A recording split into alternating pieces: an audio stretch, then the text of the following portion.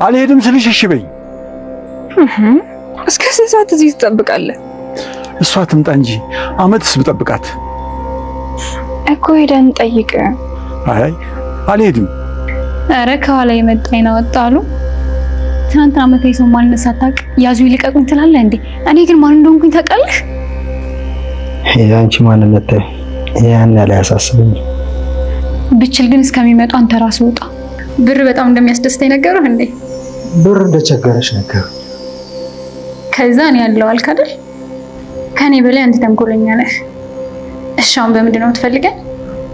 አንቺ ግን አሁንም ልብ የገዛሽ አይመስለኝም። ልክ ነው ወይ? ሙሉ ለሙሉ አልገዛውም፣ ግን ደግሞ ለጥሩ ሰው መጥፎ አልሆነ። ቲና ለማንም መጥፎ መሆን የለብሽም።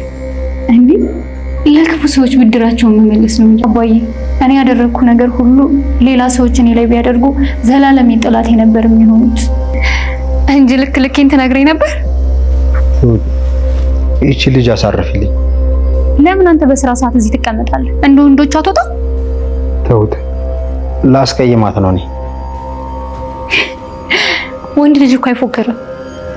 ምን ይግባኝ ንገሪኝ እስኪ። ወይ ለምንድን ነው የምታዘዥው? እሷ እኮ አንተ ማናደድ ነው ያዘችው እንጂ ቲና ማን እንደዚህ አትለኝ። ትናንት ከመንገድ አንስተሻል፣ ዛሬ እንደዚህ ትልሻለች። ተረጋጋ እንጂ ናቲ፣ እውነቱን እኮ እየነገርኩ ነው። ምንም አትንገሪ፣ ምንም መስማት አልፈልግም። ይቺን ልጅ ግን አስወጧት። አውቃለሁ እኮ ብዙ ስህተት ሰርቻለሁ ያለው፣ ግን ከዚህ ምክሬ ውስጥ ግን ምንም አይነት ስህተት አታገኝም። እሺ ምንድነው? ይሄ ልጅ አይሆንሽም። ይኸውልሽ እሱ ጥሩ ሰው ነው። እሺ እሱ እኮ በጣም ራስ ወዳጅ ነው። ቲና እወደዋለሁ። እሺ እንደዚህ እንድትሆን አልፈልግም። ካልተማመነን አጠፋሻለሁ። አታስብ፣ ገንዘብ ያስተማምነናል። የትሁት አጎት ትሁት ያለችውን ወይም ደግሞ ትሁት እያለች ያለችውን ነገር እንዳያምን አጋጣሚዎች እየተፈጠሩና በፍጹም የለችም ብሎ እንዲያምን እያደረገው ነው ያለው ማለት ነው። ከስንት ትግልና ከስንት ድካም በኋላ ቢያምንም ሄደው ግን ፈልገው ሊያገኟት አልቻሉም ማለት ነው። ጸበል ሄዳለች ብለው ድጋሚ ራሱን እንዲጠራጠርና ትሁት የምትለው ነገር ቅዠት እንደሆነ እንዲያምን አድርጎታል ማለት ነው። በእርግጥ ሴትየቷ ጸበል ትሂድ አትሂድ አይታወቅም። ግን ደግሞ ናቲና እናትየው ሴትየቷ ከትሁት አጎት ጋር እንድትገናኝ ስለማይፈልጉ አሁን ላይ እንግዲህ ናቲ እንደደበቃትና እሱ በፈለገ ሰዓት እንደሚያሳየው እያወራ ነው ያለው ማለት ነው።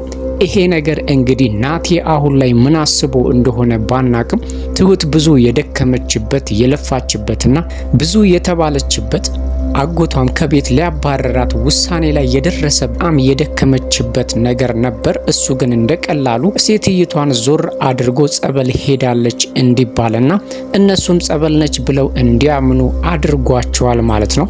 ይሄ ነገር ትሁትና የትሁት አጎት ካወቁ ናቲ በትክክል እንደሚታየው ሳይሆን የእናቱ ልጅ እንደሆነ እርግጠኛ ይሆናሉ ማለት ነው። እናቱም ከዚህ በፊት እንዳትገኝ ብር ከፍላ ደብዛዋ እንዲጠፋና አድራሿን ለማጥፋት ሞክራ ነበረ። ግን ደግሞ ትሁት ሳትታክትና በትዕግስት አግኝታታለች ማለት ነው። ዛሬ ላይም ከተገኘች በኋላ ትሁት ደስታዋን ልታጣጥም ካጎቷ ጋር እንግዲህ ልታሳየው በሄደችበት ሰዓት በሯ ተዘግቶ አግኝተዋለች ማለት ነው። ይሄ ደግሞ ምናልባትም ትሁትን በጣም ሊሰብራትና ናቲ በፍጹም ልታቀው መቼም ቢሆን ታስበውና እንደምትገምተው ወይም እንደምታየው ፍጹም ሌላ ሰው እንደሆነ ልታምንና ከሱ ጋር ያላትን ግንኙነት ሙሉ በሙሉ ልታቋርጥ ትችላለች ማለት ነው። እንግዲህ በተቃራኒው ተመስገን ደግሞ ከትሁት ጎን ስለሆነና ምናልባትም እስከዛሬ ድረስ ያደከመችው ተመስገንን ያለፋችው ወይም ደግሞ እየቀጣችው ያለው ነገር በሙሉ ስህተት እንደሆነ ሊሰማት ይችላል ማለት ነው። ናቲ እንግዲህ አሁን ላይ ምን ሊያደርግ እንዳሰበና ለምንም ሴትይቷን የደበቀበት ምክንያት በግልጽ ባይታወቀንም ግን ደግሞ ለትሁት አጎት ወይም ደግሞ ለአባዬ ትኩረት ለመሳብ ፈልጎ ይመስላል ማለት ነው። ግን ደግሞ ይሄን ከማረጉ ይልቅ በቀጥታ ካለችበት አምጥቶ ፊት ላይ ቢያሳየው ኖሮ ትኩረቱን ወይም ደግሞ ከሱ ጎን መቆሙን ሊያሳየውና ሊያስረዳው ይችል ነበረ።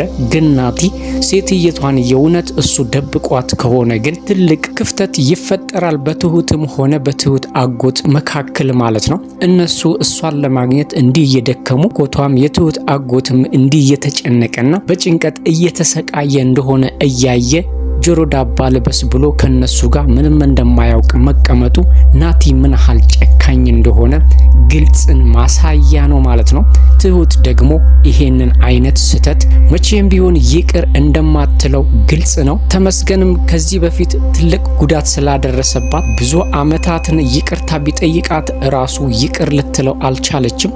ስለዚህ ናቲም እንግዲህ የተመስገን ዕጣ ሊገጥመውና ትሁትን እስከ መጨረሻው ድረስ ሊያጣት ይችላል አሁን እየሰራ ወይም እያደረገ ባለው ነገር ማለት ነው። የትሁት አጎትም እንግዲህ ነገሮች እንዳሰባቸው እየሆኑለት ባይሆንም ግን ደግሞ ሴትይቷ እንዳለች ወደ ማመን ደረጃ ቢደርስም በአይኑ እስካላየ ድረስ በፍጹም እንደማያምንና የተባለው ነገር ምናልባት ወይም የተገኘው የአንገቷ ጌጥ የሆነ ሰው አስቀምጦት ሊሆን እንደሚችል ቢሰጋም ትሁት ግን በአይኗ እንዳየቻትና እርግጠኛ እንደሆነች እሱ ጋር ከነበረው ፎቶ ጋር ፍጹም ተመሳሳይና ራሷ እንደሆነች ልታሳምነው እየሞከረች ነው ያለችው ማለት ነው። አሁን ላይ እንግዲህ ብዙ ጸጸትና ብዙ ስቃይ እየሆነበት ያለው ሰው እያላት እንደሌላት እዛች ደሳሳ ቤት ውስጥ መገኘቷ ራሱን እንዲወቅስና በራሱ እንዲያዝን አድርጎታል ማለት ነው። ያኔ ሞታለች የተባለች ጊዜ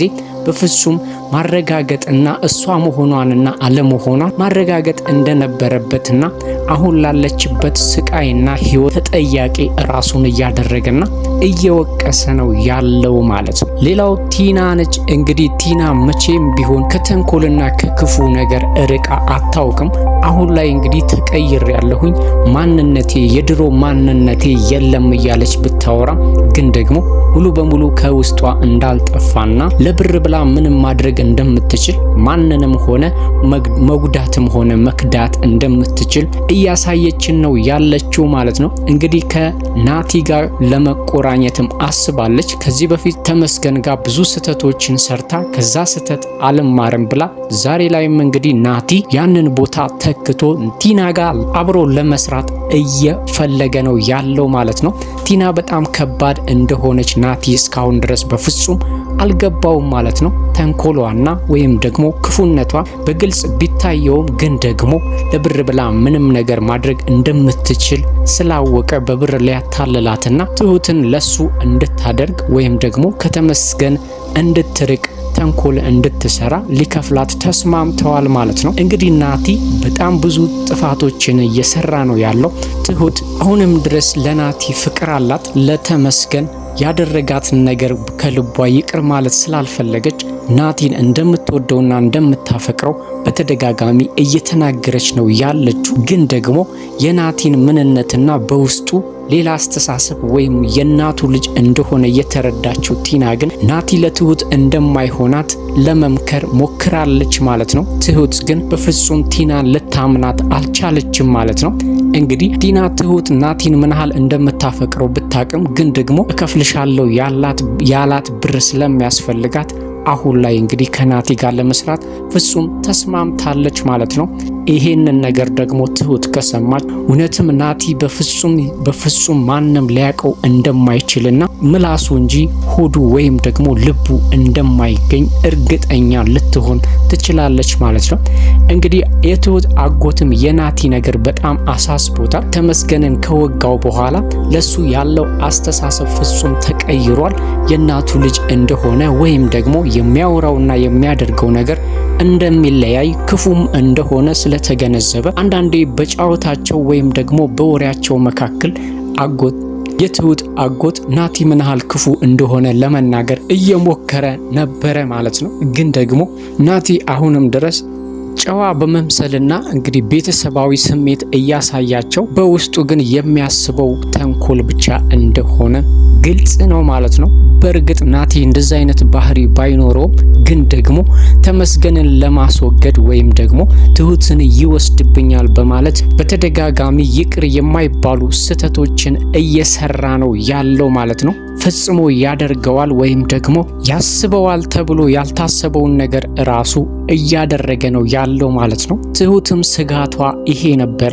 ምክንያቱም ምናልባት እንግዲህ የሴትይቷን አድራሻ ካወቀ ምናልባት ለእናትየው ነግሮ የሴትይቷን አድራሻ ያጠፋሉ ወይም ሴትይቷን ሊጎዷት ይችላሉ ብላ ስታስብ የነበረው ነገር ግልጽ እና ቁልጭ ብሎ እየታየ ነው ያለው ማለት ነው። ስለዚህ ለናቲ አብዛኛውን ጊዜ ሚስጥር አትነግረውም ነበር። አሁን ግን በግልጽ ሚስጥሩን ስላወቀ እንግዲህ ሴትይቷን ሙሉ በሙሉ የሚፈልግበት ቦታ ደብቋታል ማለት ነው። እሱ በፈለገበት ሰዓትና እሱ ትክክል ነው ባለበት ሰዓት አምጥቶ እንደሚሰጠው እየተናገረ ነው ያለው። ይሄ ደግሞ ብቻውን ማድረግ ስለማይፈልግ ከቲና ጋር ተባብረው ይሄንን ነገር ማድረግ ይፈልጋሉ ማለት ነው። ይሄ እውነታ ግን እየታወቀ ግን ናቲ ከዛ ቤት ጋር ያለውን ቁርኝትና ፍቅርና ቤተሰባዊ ነገር እስከ መጨረሻው ድረስ ሊያሳጣው እንደሚችል በፍጹም አልገመተም ማለት ነው።